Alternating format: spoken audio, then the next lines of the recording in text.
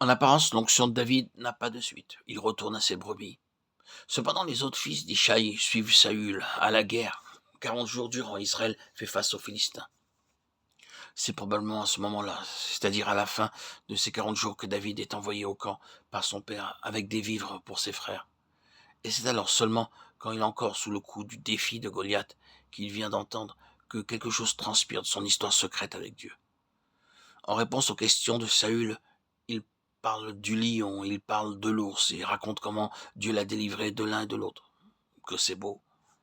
Cet homme qu'on méprise, qui est partout de trop, qui n'a ni position ni réputation pour l'accréditer auprès de ses semblables.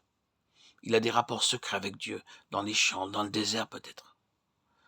Or, cette histoire secrète avec Dieu est certainement pour quelque chose dans ce qui nous est dit de son apparence extérieure. Cette contenance, cette beauté, cet éclat dans l'expression trahissent quelque chose qui est de Dieu.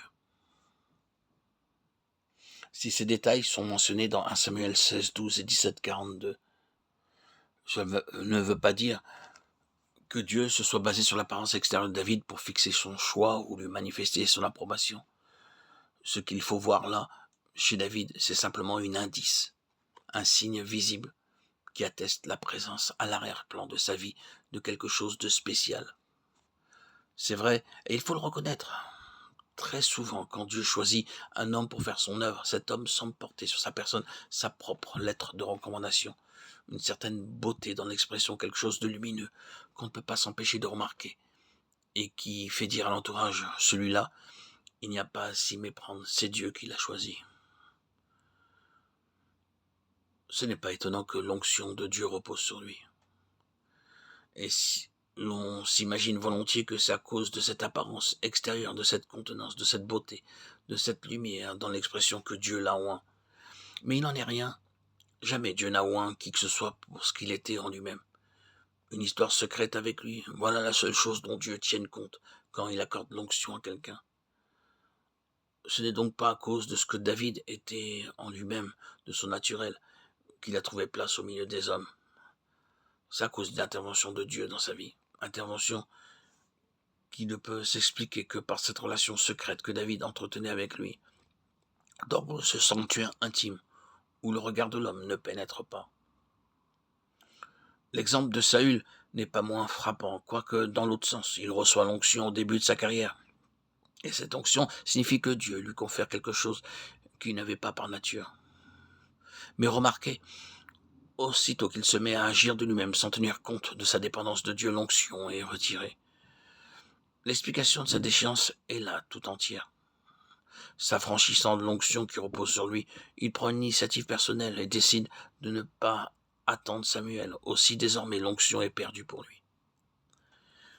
Il vaut la peine d'y réfléchir, bien-aimé. Nous pouvons avoir reçu l'Esprit, il peut être là en nous.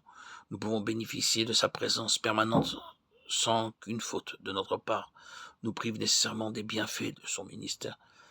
Parce que dans cette économie, nous commettons des fautes. Il ne s'ensuit pas que le Saint-Esprit doive se retirer de nous, mais ce que nous pouvons perdre, c'est l'onction. Il y a une différence entre l'onction et le simple fait d'avoir l'Esprit. L'onction représente l'équipement spirituel dont nous avons besoin pour réaliser notre vocation, et cet équipement peut nous échapper. Prenons un exemple pratique. L'onction peut avoir conféré à un frère un don spécial pour l'enseignement des choses de Dieu. L'onction repose sur lui pour l'accomplissement de cette vocation particulière. Mais qu'à un moment donné, il s'engage dans un mauvais chemin, tous les bienfaits de l'onction seront perdus pour lui. Il pourra continuer à parler, mais sa parole n'aura plus de puissance. Il prêchera comme par le passé peut-être, mais son message restera sans effet.